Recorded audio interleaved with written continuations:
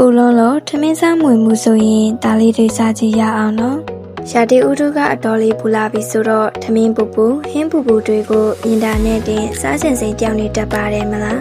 အဲ့ဒီလိုမျိုးအပူဒဏ်ကြောင့်ထမင်းစားမွေတဲ့အခါရှင်တဲလဲအေးစိတ်လန်းလန်းဆန်းသွားစီမယ့်စားစရာလေးတွေကိုရွေးချယ်ကြည့်ပါ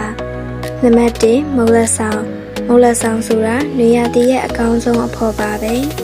အောင်တို့ရေထညက်ရည်မွမွေးလေးနဲ့အေးစိတ်နေတဲ့မိုးလက်ဆောင်ကိုတောက်လိုက်ရရင်ပူလောင်နေတဲ့စိတ်တွေချက်ချင်းငြိမ်းသွားတယ်လို့ပါပဲ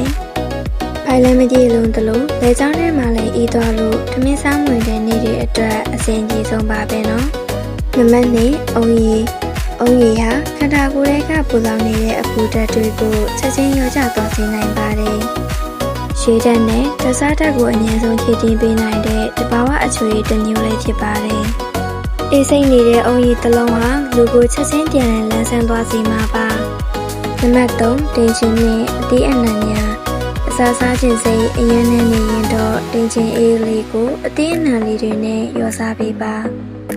ထိန်ချင်းကအစာချေစနစ်ကိုကူညီပေးတယ်လို့ခန္ဓာကိုယ်အပူချိန်ကိုလည်းလျှော့ချပေးနိုင်ပါတယ်ရှည်တန်းများတဲ့ဖရဲသည်တခွားမွေးလိုအသီးတွေနဲ့တွဲစားပေးတာကလည်းအကောင်းဆုံးပါပဲ